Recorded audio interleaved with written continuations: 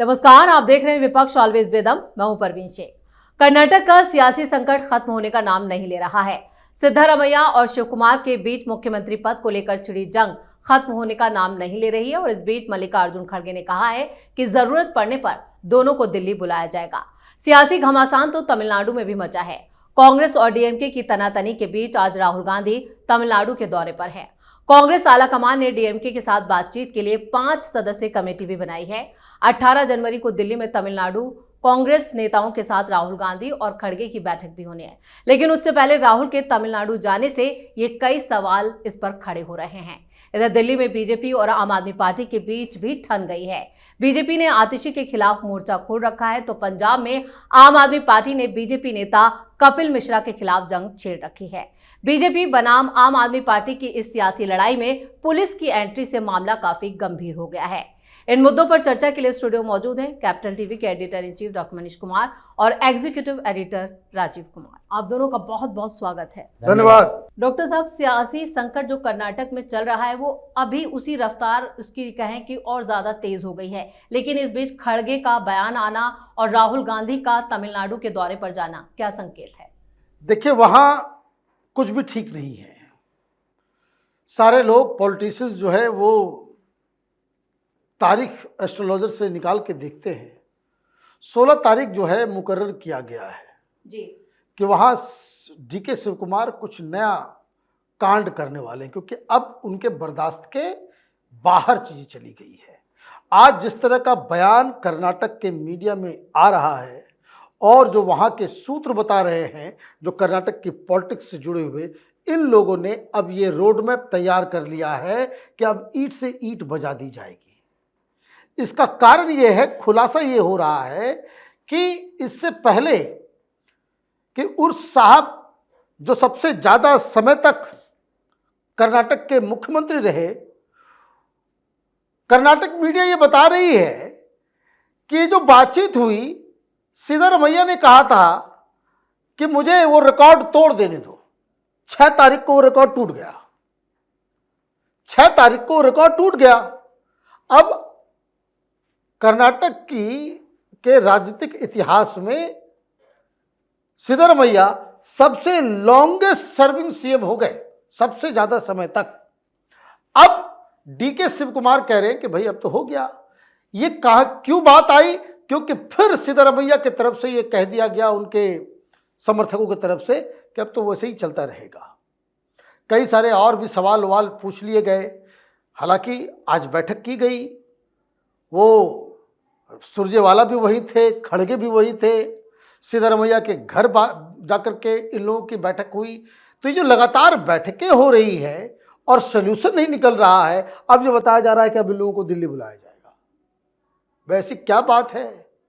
तो कहने का मतलब ये है कि वहाँ स्थिति विस्फोटक है। जो जानकारी आ रही है, D K Shivakumar is going for a final kill. Doctor साहब, आपने बिल्कुल सही कहा। जिस तरह से कर्नाटक में सियासी संकट गहराता जा रहा है, ऐसे में कांग्रेस के हाथ से कर्नाटक फिसलता हुआ साफ साफ दिख रहा है। लेकिन जिस तरह से तमिलनाडु का अचानक सा राहुल गांधी का तमिलनाडु जाना और डीएमके का दो टूक कहना कि सत्ता में हिस्सेदारी नहीं मिलेगी, ये क्या रणनीति का हिस्सा है या फिर कांग्रेस की और स्थिति को कमजोर कर रहा है? देखिए, राहुल गांधी तमिलनाडु जा रहे हैं या कर्नाटक जा रहे हैं, अभी तक ये फाइनल नहीं हुआ है, क्योंकि ये कर्नाटक जाने से डरते हैं। तमिलनाडु का बहाना भी हो सकता है, क्योंकि तमिलनाडु जाने में इनको कहा गया कि राहुल गांधी तमिलनाडु में जाएंगे, लेकिन स्टालिन की पार्टी के किसी नेता से नहीं मिलेंगे, कांग्रेस के किसी वरिष्ठ नेता से नहीं मिलेंगे। उनका एक प्रोग्राम है और वो है सेंट थॉमस हाई स्कूल का, और उस स्कूल में के प्रोग्राम में जाएंगे और वहीं से वापस आ जाएंगे। हो सकता है कुछ पार्टी फंक्शनरी जो वहां पर रहेंगे वो मुलाकात कर लेंगे राहुल गांधी से, लेकिन आधे घंटे का तमिलनाडु का प्रोग्राम है। लेकिन बीच में कहां जाएंगे?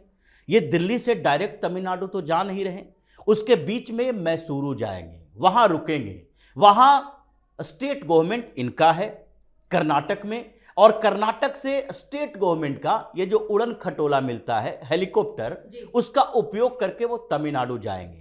तो ये मैसूरू में रुकेंगे, वहां पर कर्नाटक का हाल चाल लेंगे, क्या चल रहा है, उनको रिपोर्ट देने के लिए सारे कर्नाटक के पदाधिकारी कांग्रेस के हैं, इसलिए पहले से ही मीटिंग सेटिंग चल रही थी कि नहीं वहीं से रिपोर्ट लेंगे। डर इस बात का है कि अगर कर्नाटक में जाकर राहुल गांधी ने विधायकों से मुलाकात की तो फिर हंगामा हो जाएगा, धक्का मुक्की हो जाएगी। राहुल गांधी डायरेक्ट सिद्धारमैया और डीके शिव कुमार से कर्नाटक में मिलना नहीं चाहते, लेकिन उस रूट से जाते हुए वहां कुछ देर स्टे करके वहां पर यह बताना भी चाहते हैं कि देखो इस सियासी संकट के बीच एक बार राहुल गांधी कर्नाटक आए हैं। तो अभी जो कर्नाटक की स्थिति चल रही है, दिल्ली दरबार में इन लोगों को बुलावा भेजा जाएगा और यहीं से फिर फाइनल डिसीजन होगा। डीके शिव कुमार, जैसा डॉक्टर साहब ने कहा, ये मान चुके हैं कि अब सिद्धारमैया कुर्सी से चिपक गया है, छोड़ने वाला नहीं है।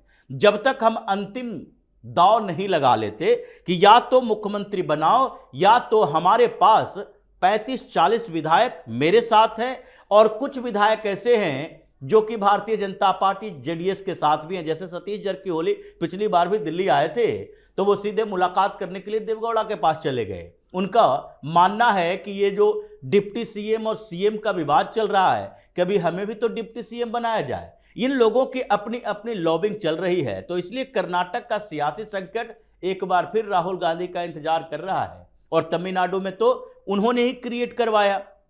मनिकम टैगोर ने बोला राहुल की टीम का है और डीएमके ने सीधे कह दिया गठबंधन करना है करो, पावर शेयरिंग नहीं होगा।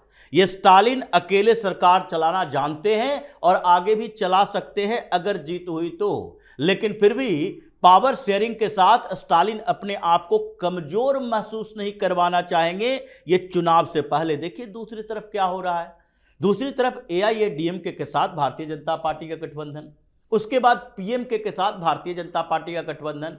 ये एनडीए वहां पर पूरी तरह से तैयार हो चुका है और सीट शेयरिंग पर बात चलते हुए भी एआईएडीएमके की तरफ से कहा जा रहा है कि नहीं सरकार आगे बनेगी तो एनडीए की, एआईएडीएमके की नहीं।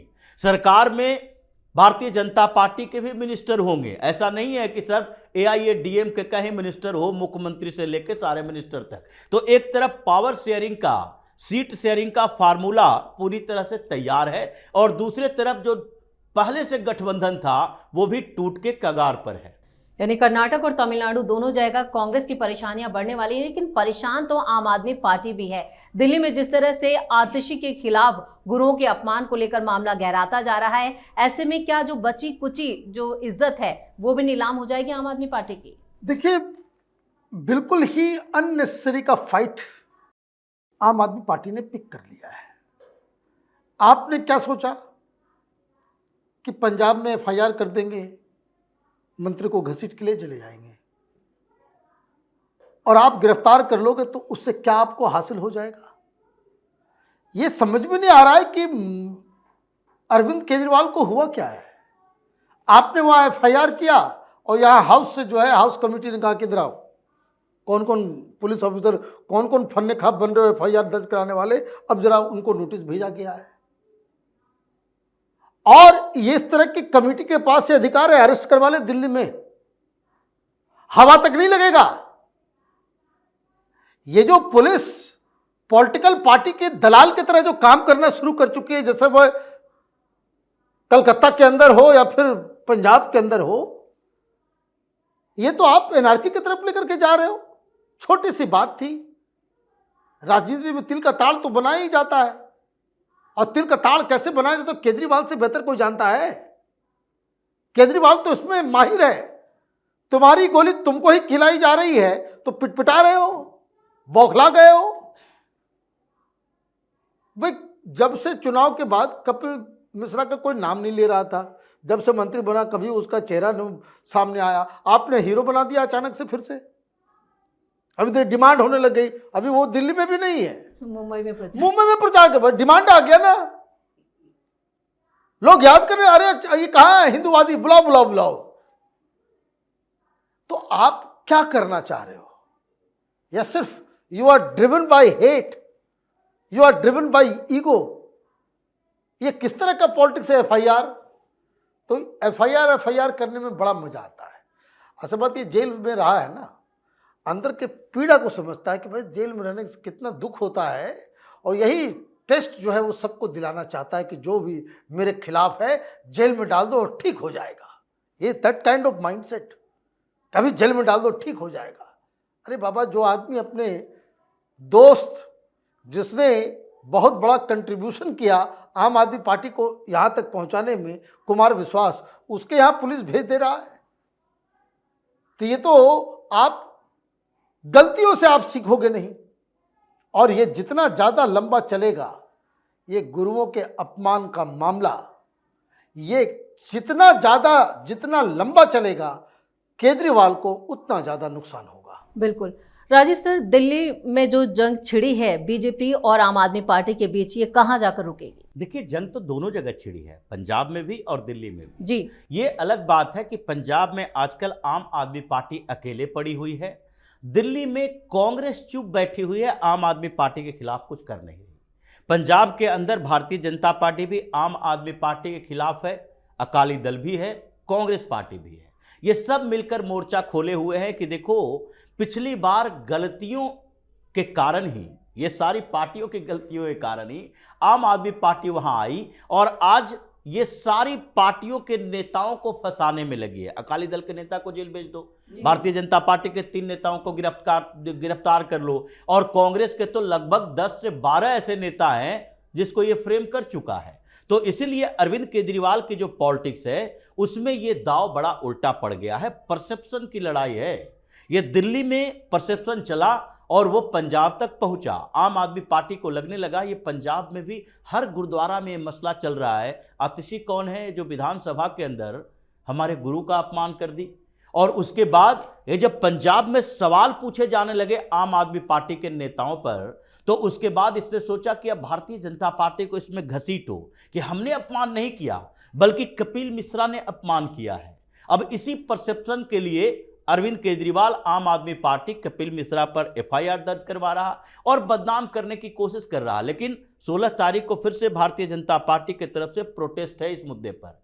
कांग्रेस भी प्रोटेस्ट कर रही है अलग अलग क्षेत्रों में। अमरिंदर सिंह राजा वड़िंग ने तो सीधे कह दिया कि आम आदमी पार्टी की सरकार जैसे चल रही है एंटी सिख मूवमेंट है, और ये सिखों के खिलाफ ही सिख नेताओं का इस्तेमाल कर रही है। इसीलिए इसके खिलाफ अब मोर्चा खोलना पड़ेगा।